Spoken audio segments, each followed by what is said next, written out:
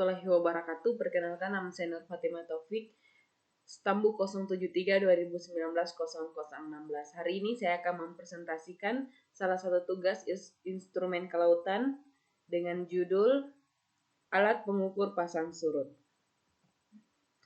Bumi memiliki 165,2 km persegi dengan panjang sekitar 15.500 km.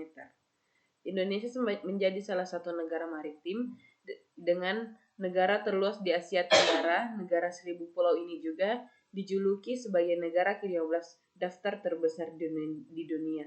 Selain memiliki wilayah yang luas, Indonesia juga dijuluki sebagai negara maritim karena sebagian besar wilayahnya terdiri atas lautan. Indonesia memiliki 17.499 pulau dan wilayah Indonesia sekitar 7,81 juta kilometer dan 3,25 juta kilometer adalah wilayah lautan. Tahukah kalian apa itu pasang surut? Pasang surut adalah naik turunnya air laut di permukaan bumi yang disebabkan oleh pengaruh gravitasi antar bulan dan matahari. Ada 3 sumber gaya yang saling berinteraksi, yaitu laut, matahari, dan bulan. Latar belakang.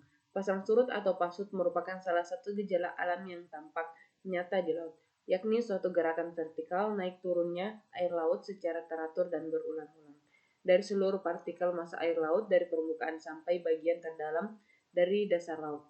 Gerakan tersebut disebabkan oleh bulan dan matahari. Alat pengukur pasang surut. Sejarah pasang surut. Pengukuran laut dilakukan dengan menggunakan 3 pengukur sederhana, yaitu staf pasang surut sampai sekitar tahun 1830 ketika alat pengukur merekam sendiri dengan pelampung mekanis dan sumur pipa yang telah diperkenalkan. Tiang pasang surut dan alat pengukur apung adalah alat utama pengukur permukaan laut selama lebih dari 150 tahun dan terus beroperasi di beberapa lokasi hingga saat ini. Meskipun masih menjadi bagian dari instrumen pengukur pasang surut modern, teknologi ini telah digantikan oleh pengukur tekanan atau mirip dengan pengukur kedalaman, pengukur akustik atau ultrasonik, dan pengukur radar. Berikut ini adalah gambar alat pasang surut yang pertama kali digunakan pada dunia. Adapun fungsi dan manfaat, pemanfaatan terhadap pasang surut dapat memberikan manfaat besar bagi manusia, seperti transportasi, penanganan pencemaran, dan penanganan pelabuhan objek wisata. Hingga kini banyak jenis alat pengukur pasang surut yang telah dirancang. Namun, presisi tinggi yang dirancang ini adalah dengan menyempurnakan rancangan sebelum, yaitu instrumen digital pasang surut atau IPDS. Alat-alat pengukur pasang surut yaitu ada tidepol dan tidegauge. Untuk mengetahui karakteristik pasang surut air laut tersebut dapat dilakukan secara konvensional, yaitu menggunakan tiang meteran dan alat ukur pasang surut otomatis yang disebut dengan tidegauge atau velocity tidemaster. Tidepol atau rambu pasut digunakan selalu terendam air laut, baik pada saat air laut pasang tertinggi ataupun pada saat air laut pasang terendah, dan diamati oleh tidepol tersebut dicatat data ketinggian air setiap jamnya. Yang kedua yaitu tidegauge adalah alat ukur pengukur perubahan muka laut secara mekanik dan otomatis.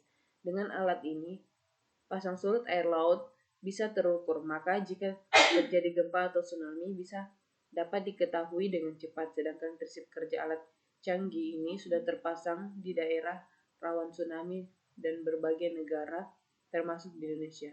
Penggunaan tidepol. Pelaksanaan pengukur ini dilakukan dengan memasang tidepol atau rambu pasut di tempat yang selalu terendam air laut, baik pada saat air laut terpasang ataupun tertinggi, yang dapat diamati setiap jamnya atau dicatat pada setiap 15 hari. Berikut ini adalah gambar dari tidepol. Yang kedua yaitu satelit. Perkembangan teknologi saat ini. Pasang surut dapat ditentukan menggunakan satelit altimetri atau satelit altimetri menangkap fenomena permukaan laut dari hasil pengukuran jarak dari permukaan laut ke satelit.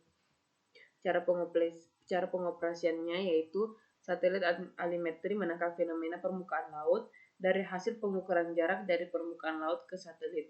Hasil prediksi pasang surut sangat ditentukan oleh pengamatan pasang surut interval, data dan lokasi pengamatan.